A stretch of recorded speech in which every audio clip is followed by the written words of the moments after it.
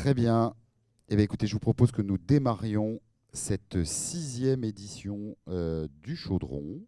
Donc, bienvenue à toutes et à tous, étudiants de Raspail, de Monceau. Je pense que nous avons aussi des étudiants du cycle préparatoire qui sont avec nous. Et puis, bien sûr, les étudiants de Toulon qui assisteront demain à la deuxième journée de ce cycle, alors qui n'est pas un cycle de conférences. Le Chaudron, c'est une sorte de grande marmite dans lequel on souhaite inviter des personnalités qui sont du monde qui est le nôtre, celui de l'architecture intérieure, celui du design, celui de l'artisanat, mais pas que.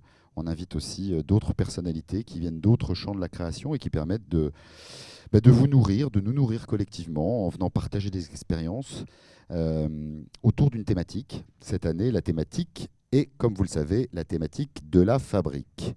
Alors, ces 2 jours de chaudron, je les définirais comme on les a définis avec Sandrine lorsque nous avons créé ce programme il y a maintenant 6 ans. C'est donc 2 jours pour penser, construire et surtout partager. Et j'espère que vous serez nombreux non seulement à assister à ces conférences, dont vous avez bien compris qu'elles se déroulent après la conférence inaugurale d'Aurélien Fouillet, qu'elle se déroule sur les 2 plateaux de l'école, le 4e et le 2e, et c'est à vous de choisir la conférence à laquelle vous souhaitez assister. Et celle à laquelle vous n'aurez pas pu assister, vous pourrez bien entendu, d'ici une dizaine de jours, la voir en captation sur le site internet de l'école. Alors, je ne vais pas vous dire pourquoi la fabrique, parce que sinon je vais empiéter sur ce que Aurélien Fouillet va vous dire pendant cette brillante introduction, bien entendu. Si, je suis convaincu que ce sera brillant et pétillant. Aurélien Fouillet, je voudrais vraiment le remercier. On a conçu ce chaudron dans un esprit d'équipe. Vincent Torgman a donné un coup de main, Alexis Markovix aussi. C'est bien sûr Sandrine, mais c'est Aurélien qui a été, je dirais, le grand cuisinier et le grand artificier de ce chaudron. Alors, je ne voudrais pas oublier et remercier la Camando Junior Project, qui est là pour accueillir l'ensemble de nos intervenants et que vous pouvez aller aussi visiter au 3e étage pour comprendre ce qu'est leur activité à l'intérieur de l'école. Alors, Aurélien Fouillet, vous êtes très finalement révélateur et identitaire de cette idée de nouvelle fabrique, puisque vous êtes une personnalité polysémique. Vous êtes à la fois, c'est assez rare, hein, il est à la fois philosophe, chercheur, ébéniste, et alors il est aussi ontonaute. Alors quand je tape ontonaute soit sur mon portable, soit sur mon ordinateur, le correcteur d'orthographe ne reconnaît pas ce mot. Alors qu'est-ce que c'est ontonaute, Aurélien? Ah, tu vas en parler, donc le mystère reste entier. Hier soir, j'avais écrit un discours un peu académique. Et puis finalement, dans le métro ce matin, je me suis dit que ça pouvait être un peu ennuyeux pour vous et je vais être plus rapide. Je voulais simplement vous dire 2, 3 choses et être plutôt joyeux. Je pense que c'est aussi l'angle que Aurélien va adopter pour cette conférence inaugurale et vous dire que vous avez beaucoup de chance. Parce que vous êtes une génération pour laquelle s'ouvrent beaucoup de moyens de fabriquer autrement, que ce soit nos usages, nos espaces, les lieux ou alors les objets que vous allez concevoir, dans toujours cette idée d'avoir un monde le plus juste possible. Vous avez de la chance aussi parce que vous arrivez après une génération de designers. Faut toujours avoir un propos un peu polémique hein, quand on introduit un chaudron. Après une génération de designers qui, je crois, a beaucoup échoué dans son rapport à l'industrie. Voilà, la France reste un pays d'ingénieurs hein, dans son rapport à l'industrie, mais beaucoup de designers ont ouvert, je crois, la voie dans un nouveau rapport à de nouveaux modes de fabrication et de nouveaux rapports à l'artisanat. Et c'est à vous, en fait, que revient, je pense, cette chance, je dirais pas cette responsabilité, mais vraiment cette chance de poursuivre cette nouvelle relation. Vous savez qu'à l'école, on a créé un programme qui est assez inédit, qui s'appelle Atelier Campus, qui est là pour effectivement vous ouvrir, vous permettre de vous sensibiliser, de vous ouvrir sur la richesse des savoir-faire à la fois traditionnels et contemporains. Et on a une très grande chance en France, puisque la France a su préserver au travers des siècles, par une politique souvent publique, mais aussi par le dynamisme d'acteurs privés, un très très grand réseau d'artisans, de détenteurs de savoir-faire, qui savent aussi faire évoluer leurs pratiques, intégrer de nouvelles pratiques, de nouvelles technologies, et surtout aussi avoir un rapport très différent à ce que vous êtes, vous, les concepteurs et les créateurs. Vous avez aussi beaucoup de chance, oui, vous avez beaucoup de chance, parce que on l'a constaté, le Covid a un peu accéléré ce mouvement, mais on est véritablement dans un monde qui se décentralise. Tout ne se passe pas dans les grandes capitales, tout ne se passe pas à Paris. La question de l'échelle locale devient une échelle d'intervention très importante. C'est là que se construisent des choses riches et nouvelles. Et c'est là aussi que peuvent se concevoir de nouveaux attelages qui se basent sur des ressources qui sont des ressources plus locales. Si on a ouvert Camando Méditerranée, ce n'était pas pour dire qu'on ouvrait un deuxième site, qu'on ouvrait une deuxième école, etc. D'abord, comme vous le savez tous, c'est la même école. Mais c'est surtout de se dire qu'une école comme la nôtre peut intervenir à une échelle qui est une échelle plus locale, avec des ambitions qui sont nationales et internationales, mais puiser dans les richesses d'un territoire pour alimenter et forger sa pédagogie. Donc, vraiment, je crois que c'est une grande chance de penser en fait votre échelle d'action avec une matrice différente. Je fais référence aussi à ce qu'a fait par exemple l'ENSAD, qui a ouvert un master sur les mondes ruraux. Je pense que ce n'est pas quelque chose d'artificiel, ce n'est pas un objet de communication, c'est vraiment de se dire que vous, étudiants en architecture intérieure, en design ou même architecte, vous avez aujourd'hui des terrains de jeu à réexplorer pour pouvoir agir à des échelles locales. Vous avez aussi de la chance parce que vous vous destinez à un métier dont le mantra est de dire faire avec l'existant. Être architecte d'intérieur, ce n'est pas reconstruire, ce n'est pas construire, c'est faire avec l'espace construit tel qu'il existe, le transformer, le rendre le plus durable possible, le rendre le plus capable possible, c'est-à-dire lui donner la capacité de se réinventer au travers des architectures intérieures que vous allez imaginer et créer. Et je crois que vous nous le dites d'abord. On avait une très intéressante réunion de délégués la semaine dernière, où la question de la frugalité, la question de la durabilité était une préoccupation très centrale et très exprimée par vos camarades. Et moi, je crois que dans une école qui, traditionnellement, a beaucoup travaillé on va dire, avec des commanditaires qui sont plutôt dans le domaine du luxe, je crois que vous avez une chance aussi de pouvoir, avec ce mantra, cette question d'agir avec frugalité et durabilité, vous avez le moyen de créer de nouvelles écritures et d'être très impactant, je pense, y compris dans ces univers. Et puis vous avez aussi de la chance parce que vous allez pouvoir, dans les 20 ans, 30 ans, 40 ans qui viennent, pouvoir exercer votre métier dans de nouveaux espaces, qui sont les espaces numériques. Alors pour certains, dès qu'on dit ça, c'est une sorte de chose qui peut potentiellement un peu effrayer. Moi, je suis absolument convaincu que, et d'ailleurs on en a eu la démonstration avec un des 9 workshops qui s'est déroulé pendant ces 2 dernières semaines sur la question de l'intelligence artificielle, vous avez là une matière, une nouvelle matière, qui est une source, je dirais, de création. C'est un nouveau médium, c'est une nouvelle matière, alors qui est immatérielle, mais dont il faut se saisir et avec laquelle il faut pouvoir imaginer potentiellement de nouvelles formes, utiliser cette matière pour ce qu'elle vous offre, pour ces écritures aussi nouvelles, parfois un peu étranges et parfois un peu choquantes. Il faut avoir la bonne distance par rapport à ça, mais vous avez la chance aujourd'hui, puisque la gestion de ces données et de cette intelligence artificielle s'est démultipliée de manière totalement exponentielle sur ces 2-3 dernières années. Et vous avez ici véritablement un matériau très riche dans lequel vous pourrez aussi vous projeter.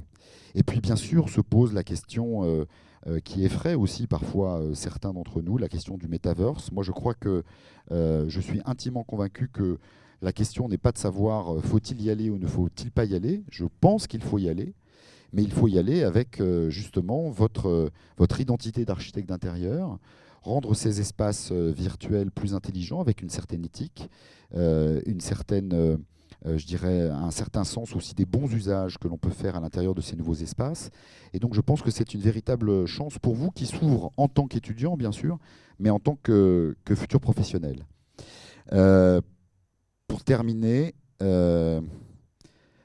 vous avez aussi de la chance parce qu'on vit un moment très très intéressant dans le rapport de l'art aux arts décoratifs. Et je crois qu'on on a enfin dépassé cette frontière qui était une frontière parfois un peu rigide et intangible entre ce qu'était le domaine de l'art et ce qu'était le domaine des arts décoratifs. Et on voit aujourd'hui combien les pratiques des artistes s'ancrent pleinement dans la question des savoir-faire. Donc je dirais cette forme d'opposition s'estompe. Un artiste reste un artiste, un designer reste un designer, mais aujourd'hui les frontières se floutent. Et je prends un exemple, je ne sais pas si vous avez suivi l'actualité de cette maison. Hein. Nous appartenons, l'école Camando, à l'institution qui s'appelle les Arts Décoratifs, et vient d'être nommée la nouvelle directrice du musée des Arts Décoratifs, qui est une conservatrice en art contemporain. C'est très intéressant ce que ça dit. C'est un choix de se dire, tiens, on fait venir pour gérer une collection d'art décoratif, une collection de design contemporain, une conservatrice, de design contemporain, une conservatrice en art contemporain. Ça envoie à la fois un message dans les deux sens, dans les deux camps, je dirais. Ça envoie un message assez fort du côté de la profession d'artiste, du côté du métier d'artiste, et ça envoie bien sûr un message très fort du côté du champ des arts appliqués. Donc voilà, je vous ai dit tout ça pour vous dire que finalement, on va traiter, Aurélien va le développer, on va traiter la question finalement des nouvelles frontières, des nouveaux systèmes de production, des nouveaux espaces de production et de pensée qui en fait s'ouvrent à vous. Donc vous avez beaucoup de chance. Moi j'aimerais avoir votre âge, pas simplement par le fait que j'en ai 30 ou 35 de plus, et que c'est formidable d'avoir l'âge que vous avez.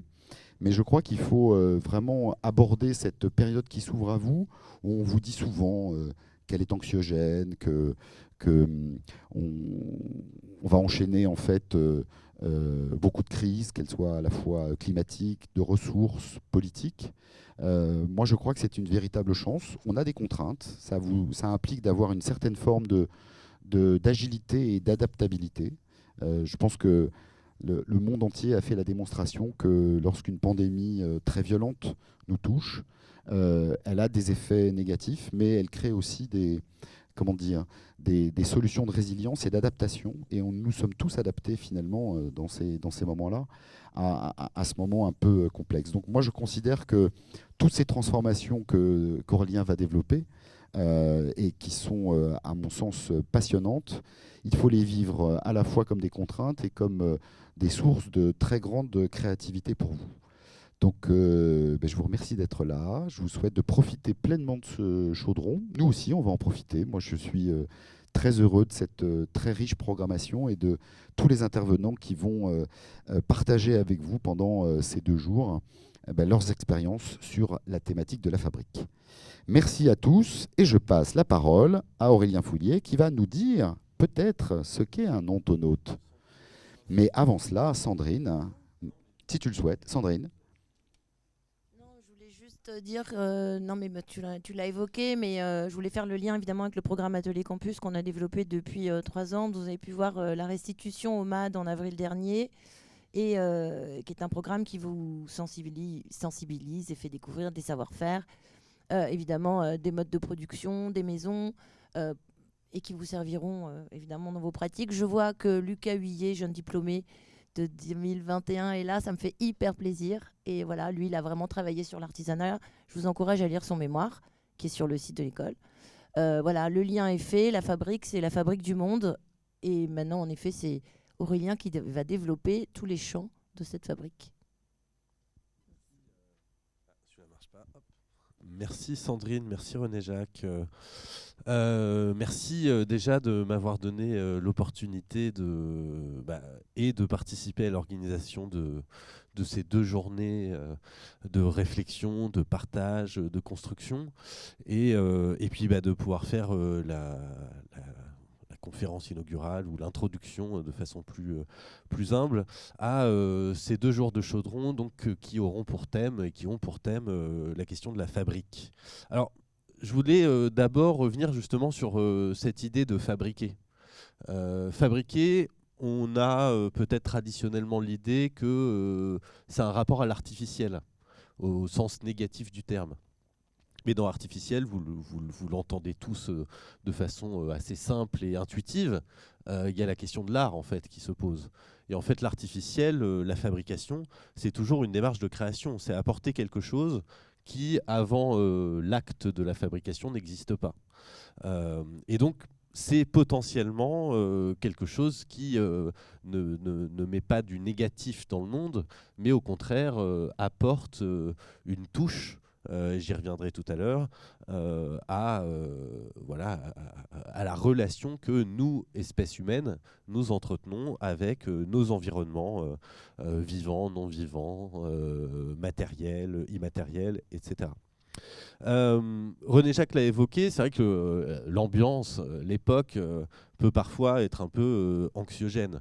Alors la crise, la sobriété, pour ne pas dire la pénurie ou ce genre de choses, sont effectivement des mots qui peuvent un peu faire peur. Mais moi je le redis souvent, catastrophe en grec c'est le changement de forme. C'est pas grave le changement de forme en fait.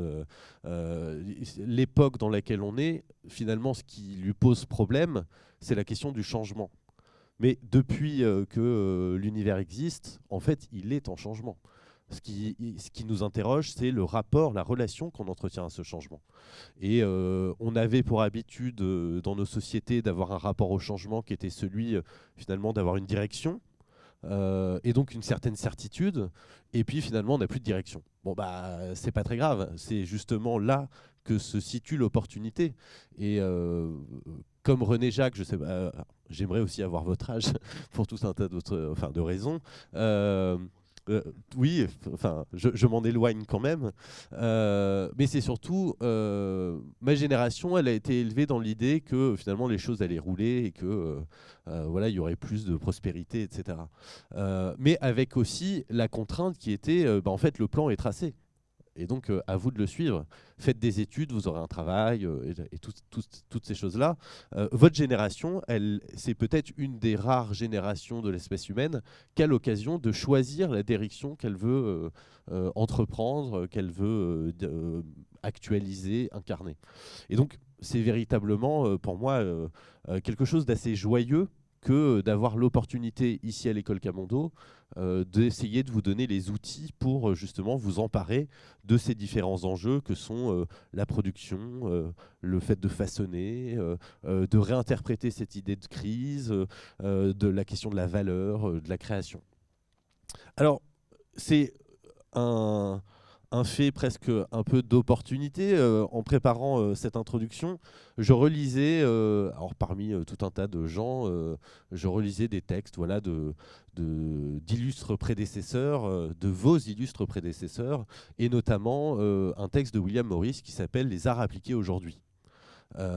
Et j'ai trouvé ça très intéressant parce que ce que disait René Jacques sur la relation qu'entretiennent les arts appliqués, les arts décoratifs, le design et l'architecture d'intérieur à l'industrie, en fait, c'est ça, justement, le point de départ de ces disciplines. C'est de s'interroger sur ce que fait l'industrie au monde et finalement, quelles sont les potentialités, les possibilités de l'industrie. Et donc William Morris, que vous connaissez, j'espère, au moins de réputation, nous dit ceci à propos des arts appliqués. Il nous dit c'est l'activité qui confère des qualités ornementales aux objets utilitaires. Alors, ce qui est intéressant, c'est que souvent, on a l'impression qu'en fait, les arts appliqués, les arts décoratifs, c'est mettre du décor dans l'utile, le beau dans l'utile. Hein, vous avez déjà entendu cette expression.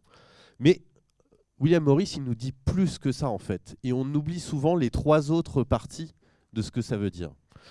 Donc, faire de belles choses, soit pour que justement la beauté finalement participe de la vie de tout un chacun, mais c'est aussi, et ça c'est quelque chose je pense de très important, c'est faire de son travail une œuvre.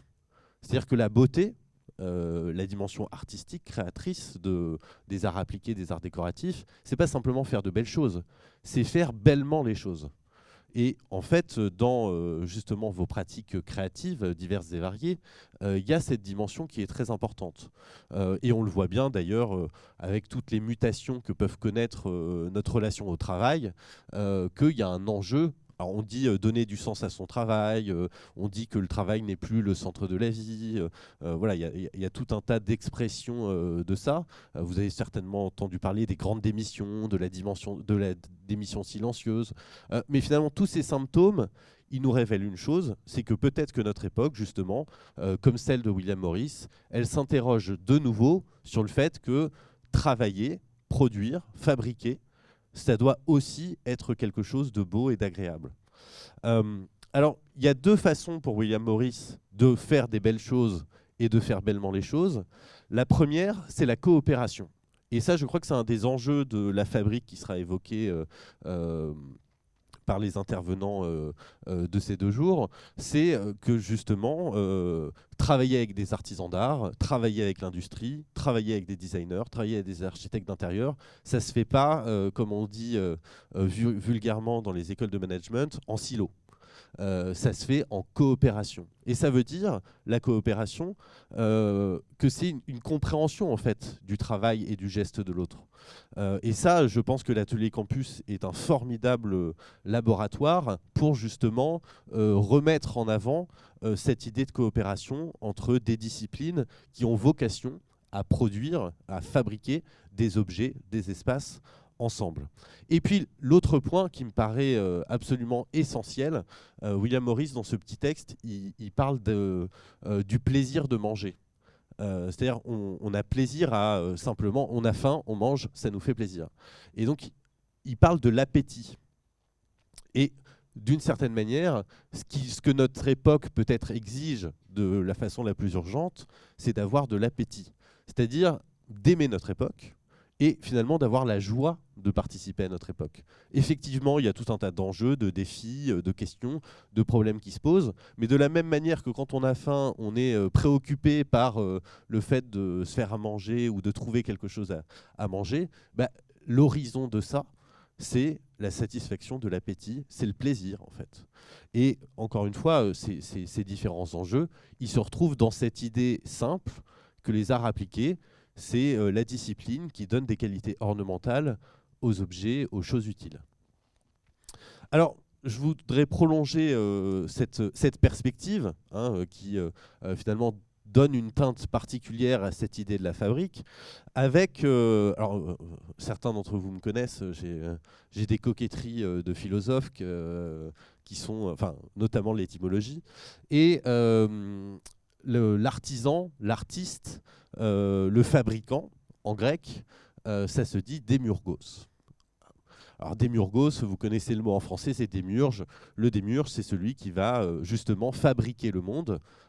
Et qu'est-ce que c'est que fabriquer le monde pour le démiurge? C'est le faire passer du chaos, quelque chose qui n'a pas de forme, c'est ça que ça veut dire, chaos.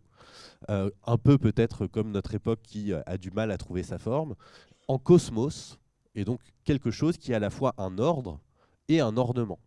C'est quand même hyper intéressant de se dire que déjà chez les Grecs, le fabricant, l'artiste, le sculpteur, le poète, parce que tous ces gens-là sont des artisans pour les Grecs, en fait, ils ont vocation à faire 2 choses, créer des ordres, des formes et des ornements. Alors, démos et ergon, démurgos, c'est les 2 racines grecques de démiurge. Le démos, c'est le commun, c'est le peuple, c'est la communauté. Et ergon, c'est le travail ou la forme. Et en fait, démurgos, donc le nom de l'artisan, ça veut dire la forme commune. C'est-à-dire que quand on fait un objet, quand on crée un espace, quand on crée une poésie, un texte, une peinture, en fait, on produit une forme commune. On produit quelque chose qui a vocation à être partagé et à rassembler en fait, les gens qui sont autour de cette chose. Et encore une fois, je pense que les enjeux de la fabrique contemporaine, qui vont être repris aujourd'hui et demain à Toulon, témoignent aussi de ça. C'est qu'il y a une sorte d'interpellation des créateurs contemporains vis-à-vis de cette dimension non pas communautaire, mais de communauté. Les Grecs, ils nous disent aussi que l'artiste, l'artisan, le sculpteur, le poète, il a 3 qualités. Il a la qualité de techné, la qualité de métis et la qualité de poésis. Alors, encore une fois, coquetterie de philosophes et de Grecs anciens. La techné, vous connaissez tous un peu ce terme, c'est la dimension de savoir-faire. La métis, c'est la ruse. C'est-à-dire que, en fait, l'exemple le plus connu de métis, c'est Ulysse. Ulysse, il est devant le siège de Troie avec ses amis grecs. Et en fait, il y a un problème qui se pose à eux, c'est que le siège dure depuis des dizaines d'années. Ils ne savent pas comment s'en sortir. Il a une inspiration divine, soit. Et il a l'idée du cheval de Troie. Et le cheval de Troie, vous le savez, c'est un stratagème, mais en fait, le vrai mot qui est utilisé dans l'Iliade, c'est la mécanée. Et la mécanée, en fait, justement, c'est pas un mécanisme. La mécanée, c'est une solution à un problème. Et donc, l'artisan, l'artiste, le créateur, en fait, sa deuxième qualité, c'est de trouver des solutions. Donc, des questions se posent, des problèmes se posent. Ça peut être des questions tout à fait matérielles, c'est-à-dire d'ajustement de matériaux, ça peut être des problèmes plus sociaux, ça peut être tout un tas de choses. En tout cas, il a cette qualité particulière de la métisse qui est de résoudre, de trouver des solutions. Et puis la troisième, qui est peut-être celle qui synthétise les deux autres, c'est la poésis. Donc la poésis, en français, ça va donner le mot poésie. Et la poésis, pour les Grecs, c'est la capacité de faire passer les choses du non-être à l'être. Donc c'est de faire apparaître des choses inédites, des choses nouvelles. Et donc vous voyez bien que si justement les Grecs nous proposent de brouiller un peu ces frontières qui existaient il y a encore quelques années entre designers, architectes d'intérieur, artisans d'art, industriels, etc. etc. En fait, dans notre propre histoire, dans notre propre culture, il a déjà été pensé, il a déjà été mis en œuvre l'idée que ces frontières, elles étaient plus floues que ça, et qu'elles participaient toutes de cette œuvre commune au travers de ces 3 qualités. D'ailleurs, moi, c'est une chose à laquelle je crois beaucoup et sur laquelle je travaille en ce moment. C'est l'idée qu'il n'y a pas finalement de différence entre l'artiste, l'artisan, le designer et le poète d'un point de vue opératif. Ici, vous voyez le petit mot d'Homéros. Homéros, donc c'est le nom d'Homère en grec. Et l'étymologie, encore une fois, vous me pardonnerez ces détours linguistiques, mais l'étymologie du nom même d'Homère, c'est l'idée d'ajuster ensemble. Et ajuster au sens du charpentier, c'est-à-dire ajuster des pièces ensemble. Et donc le poète chez les Grecs, c'est celui qui va assembler, qui va tisser des morceaux de texte pour former une œuvre qui est ensuite, par exemple, l'Iliade et l'Odyssée, mais tout un tas d'autres choses. Et finalement, on retrouve bien, d'ailleurs dans le vocabulaire grec, tout le vocabulaire qui décrit la poésie, c'est le vocabulaire de l'artisanat. Donc encore une fois, il y a dans l'époque même et dans cette idée de fabrique, une dimension créative, poétique en fait, qui est véritablement, à mon avis, si je puis dire, le cœur du problème. On a tendance souvent à voir, par exemple, dans le plastique un problème. Mais en fait, le problème, ce n'est pas le plastique. J'ai un pot de yaourt en plastique. Une des étudiantes de l'école Camando avait fait son mémoire là-dessus avec moi. Elle avait pris comme image de départ un pot de plastique des Jeux Olympiques de Barcelone qu'on avait retrouvé sur la plage de Barcelone 25 ans plus tard en parfait état de conservation. Même l'encre qui était imprimée sur le pot de yaourt était encore lisible. Donc le problème, encore une fois, c'est pas le plastique, c'est la relation qu'on entretient à l'objet en plastique. Si on nous dit qu'on est une société matérialiste, en fait on est tout sauf une société matérialiste. C'est-à-dire que la matière pour nous n'a pas d'importance. Elle est un gisement, elle est une ressource, elle est tout ce qu'on veut, et finalement On la prend, on la jette, on la détruit, on la brûle, on la transforme, etc., etc. Mais voilà, dans cette idée d'ajuster ensemble, dans cette idée de l'œuvre commune, dans cette idée de la poésie, il y a la possibilité d'inventer, de créer une nouvelle relation à la matière. Et je pense que la fabrique est justement le mot peut-être qui vient manifester ces enjeux. Alors justement, la fabrique, c'est deux choses à mon sens. C'est à la fois fabriquer le monde, comme l'a rappelé Sandrine, c'est-à-dire que notre rapport au monde, nous humains, c'est un rapport qui est construit.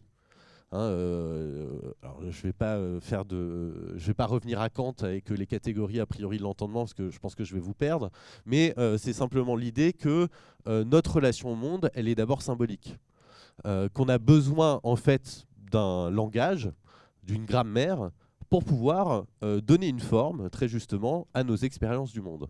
Et les objets, la chaise, l'ordinateur, le stylo, la caméra, les vêtements, tout ça finalement sont porteurs justement de ces grammaires, de ces représentations du monde. Et c'est au travers de ces représentations du monde finalement qui se font le vecteur d'un monde particulier.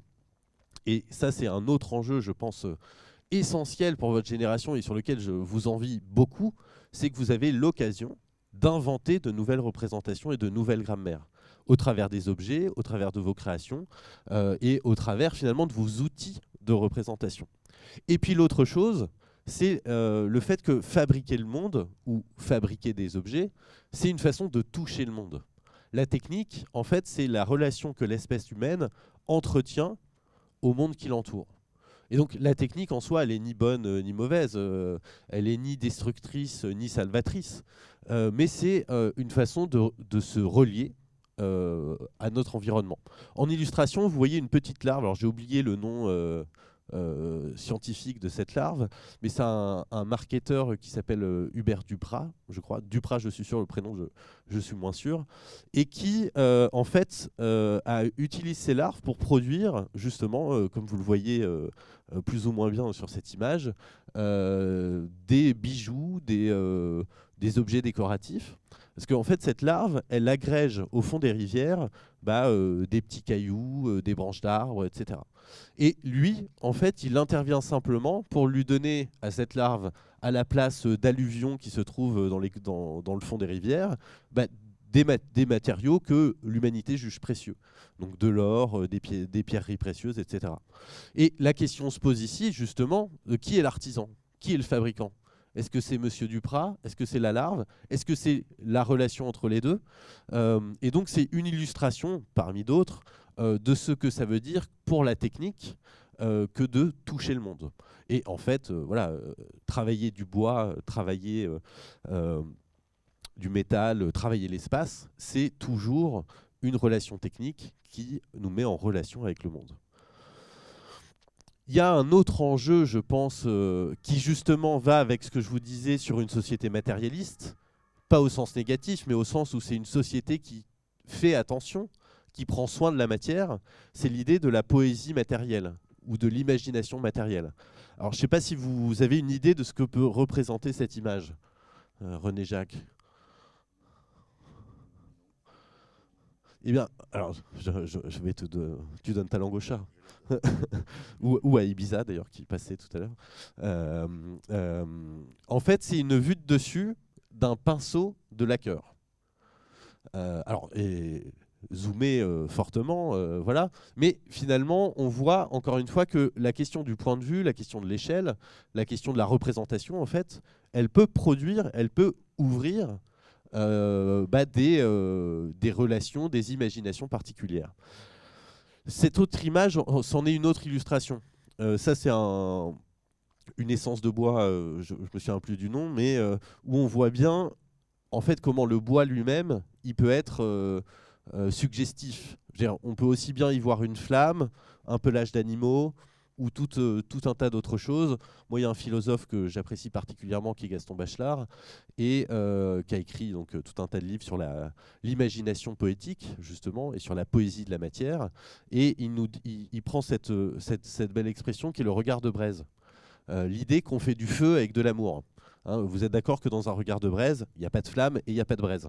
Et pareil, inversement, dans un feu de cheminée, il n'y a pas d'amour et il n'y a pas de séduction ou de sensualité. Et pourtant, justement, nous, êtres humains, qu'est-ce qu'on fait ? On crée cette chose étrange qu'est le regard de braise. Et en fait, moi je suis convaincu que l'architecte d'intérieur, le designer, l'artisan d'art, leur métier, si je puis dire, c'est de produire des regards de braise. C'est-à-dire de poétiser la matière et de lui donner une valeur, une signification particulière. Donc la fabrique, encore une fois, c'est la technique, mais c'est aussi la création d'imaginaire, la production de récits, la production de représentations. Alors j'en viens à cette histoire des ontonautes. Voilà, et je salue Axel Grégoire qui est un peu plus loin dans la salle et qui a produit ces illustrations, ces dessins, avec qui justement on a réfléchi ensemble d'abord à ce qu'on a appelé des ontofictions, puis à cette idée de l'ontonautique. Et j'en profite d'ailleurs pour remercier René Jacques et Alexis d'avoir soutenu cette recherche l'année dernière et d'avoir donné lieu à une journée d'études, à 2 journées d'études autour de l'ontonautique au mois de juin dernier.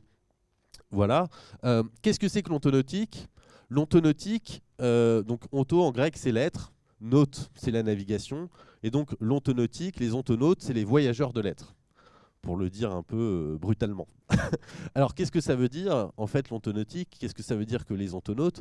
Justement, ça veut dire que chaque métier, chaque matière, chaque discipline, elle produit des représentations du monde, c'est-à-dire qu'elle produit des formes de l'être. Elle produit des formes qui nous permettent d'appréhender justement notre relation au monde. Et je crois qu'un des enjeux, et c'est ça en partie la vocation de l'ontonautique, c'est de produire de nouveaux outils de représentation pour adresser les questions de l'époque. Un exemple tout bête, c'est qui décrit le mieux la situation critique qu'est les incendies dans la forêt amazonienne ? Est-ce que c'est les Indiens Yanomami qui vivent là depuis des millénaires ? Est-ce que c'est les entreprises d'agroforesterie qui ont intérêt à détruire la forêt ? Est-ce que c'est l'État brésilien ? Est-ce que c'est les ONG ? En fait, c'est ni l'un ni l'autre, ni les uns ni les autres.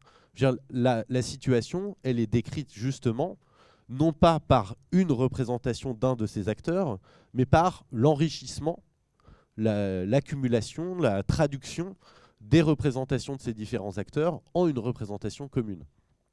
Et donc, je pense qu'un des enjeux pour vous, c'est justement de travailler à ces outils de représentation. Et d'ailleurs, enfin, c'est pas pour vous dire d'aller voir celle-ci plutôt qu'une autre, hein, mais les travaux et d'Isabelle Daïron, qui est ici aussi présente et que je salue, et d'Axel Grégoire, qu'elles présenteront tout à l'heure, sont des illustrations, à mon avis, de, en tout cas, ce que moi j'interprète comme l'ontonautique, c'est-à-dire trouver les formes les plus justes. Je reprends le mot de René Jacques, pas simplement pour une justice du monde, hein, mais pour une justesse du monde, encore une fois. C'est-à-dire comment on s'accorde, comment on coopère, comment on entre en relation avec le monde qui nous entoure. Voilà. Donc je vais m'arrêter là parce que comme ça je rattrape un peu le temps que nous avons imparti et pour ne pas prendre trop de retard sur les différents intervenants. Mais encore une fois, moi s'il y a un mot en fait que je voudrais vous transmettre et que vous reteniez, c'est celui de la joie. Hein, notre société, elle s'est toujours occupée du bonheur et le bonheur, en fait, c'est un truc qui vient toujours après. Hein, c'est toujours un report de jouissance. C'est-à-dire on fait un effort pour accéder à quelque chose plus tard. La joie, c'est quelque chose qui se fait ici et maintenant. Et justement, dans l'appétit dont parlait William Morris, dans la création, je pense qu'il y a quelque chose de joyeux qui est une façon aussi de se réemparer de l'époque. Hein. C'est-à-dire que face à l'angoisse, finalement, le sentiment le plus efficient, je pense, le plus efficace, c'est celui de la joie, encore une fois, de créer, de fabriquer, de produire, d'inventer, de poétiser, et toutes les choses que j'ai essayé de vous décrire ici. Voilà, je vous remercie avec ma photo officielle. J'ai décidé de changer de stratégie de communication. Voilà. Et c'est juste pour l'anecdote, parce que je l'ai mis aussi pour l'anecdote. En fait, pendant que je souris là, dans le jardin de mes grands-parents à Vaison-la-Romaine, passe au-dessus de ma tête le nuage de Tchernobyl. Et comme vous le voyez, on peut être joyeux quel que soit l'environnement. Le tout, c'est finalement encore une fois, d'investir en fait avec appétit les choses qui se présentent à nous. Voilà, merci beaucoup.